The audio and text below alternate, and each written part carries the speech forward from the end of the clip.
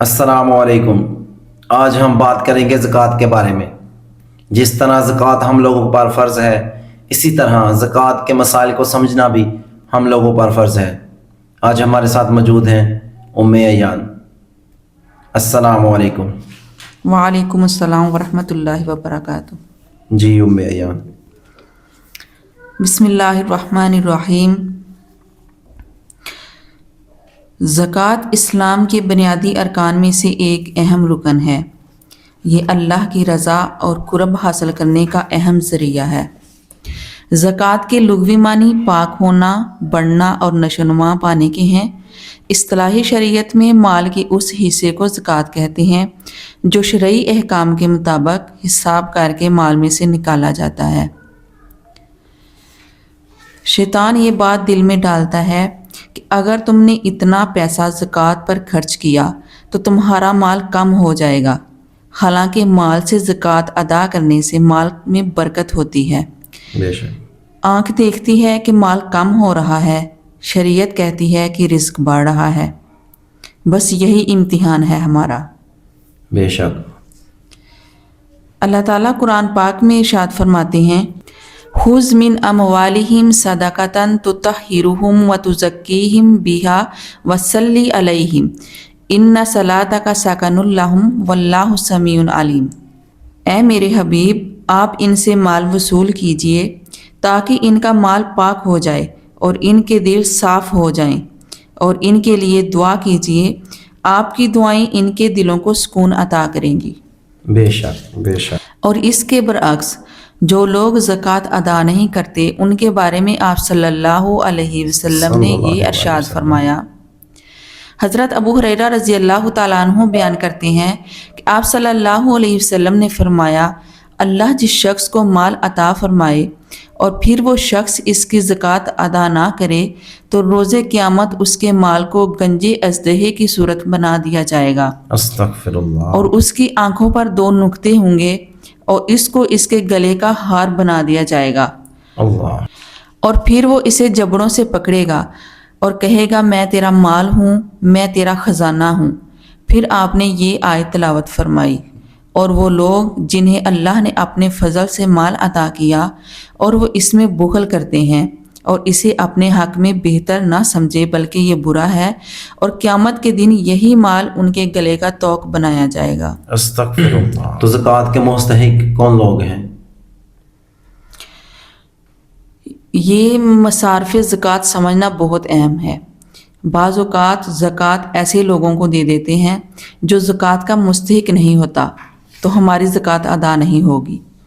سورۃ توبہ میں مستحقین زکوٰۃ کے بارے میں اللہ تعالیٰ فرماتے ہیں، انما الصدقات للفقراء والمساکین والعاملین علیہا والمؤلفۃ قلوبہم وفی الرقاب والغارمین وفی سبیل اللہ وابن السبیل فریضۃ من اللہ واللہ علیم حکیم۔ اس میں پہلے نمبر پر فقیر ہے، فقیر جس کے پاس کچھ بھی نہ ہو، اور دوسرے نمبر پر مساکین ہے جس کے پاس کچھ ہو لیکن ضرورت سے کم ہو، اور تیسرے نمبر پر عاملین ہے۔ عاملین سے مراد وہ شخص جس کو اسلامی حکومت نے زکوٰۃ وصول کرنے پر مقرر کیا ہو۔ چوتھے نمبر پر مؤلفۃ القلوب ہے، نو مسلم جس کی دلجوئی کی خاطر زکوٰۃ کا مال دیا جاتا ہو۔ یہ اس وقت تھا جب اسلام کا ابتدائی زمانہ تھا، ابھی اسلام دنیا پہ غالب نہیں ہوا تھا، لوگ اسلام میں آ رہے تھے، ان کی دلجوئی کی خاطر حکم تھا۔ اب یہ حکم نہیں، یعنی کسی نو مسلم کو جو صاحب استطاعت ہو، صاحب حیثیت ہو، صاحب نصاب ہو، اس کی دلجوئی اور تعریف قلب کے لیے اب زکوٰۃ دینا چاہے تو زکوٰۃ ادا نہیں ہوگی۔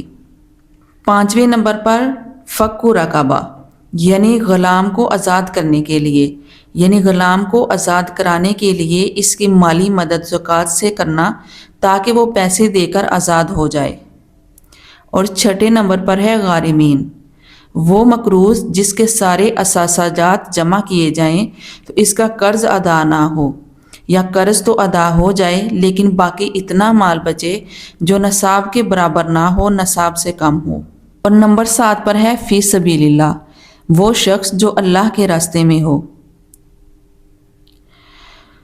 फ़ी सबीलिल्लाह का बेहतरीन अव्वल और पहला मुस्तहिक तो मुजाहिद फ़ी सबीलिल्लाह है, लेकिन वो लोग जो दीन सीखने या इशात व तबलीग के लिए अल्लाह के रास्ते में निकलते हैं या कोई दूसरी दीनी खिदमात सर अंजाम देने के लिए निकलते हैं, उनको भी फ़ी सबीलिल्लाह की बुनियाद पर ज़कात दे सकते हैं। 8वें नंबर पर है वब्न सबील, मुसाफिर यानी ऐसा शख्स जिसके पास अपने घर अपने वतन में इतने पैसे मौजूद हैं जो निसाब के बराबर हैं, यानी अपने वतन में साहिब निसाब है लेकिन दौरान सफ़र इसके पास पैसे नहीं हैं, कम पैसे हैं, तो इसको ज़रूरत है तो ऐसे शख्स को ज़कात दे सकते हैं कि अपनी ज़रूरत पूरी कर सके। और किन लोगों को हम ज़कात नहीं दे सकते? जी, उन लोगों को नहीं दे सकते जिनको देने से आपका खुद ही का फ़ायदा हो, जैसे वालिदैन, दादा दादी, नाना नानी, और आगे औलाद को नहीं दे सकते, औलाद की आगे औलाद को नहीं दे सकते, जैसे पोता पोती, नवासा नवासी। इसी तरह मियाँ बीवी एक दूसरे को नहीं दे सकते क्योंकि इनका फ़ायदा इन्हीं की तरफ लौटता है। और बाकी भाई बहन, भतीजी भतीजो, बांजी बांजो, सास ससुर सबको जायज़ है। बहुत शुक्रिया। अल्लाह ताला हमें सही मायनों में कुरान और हदीस पर अमल करने की तौफीक अता फरमाए। तो हमारे चैनल को लाजमी सब्सक्राइब कीजिएगा ताकि हमारी आने वाली वीडियो सबसे पहले आप तक पहुँचे, और बेल आइकन को ऑल पर रख कर क्लिक कर दें। जज़ाकल्लाहु खैर।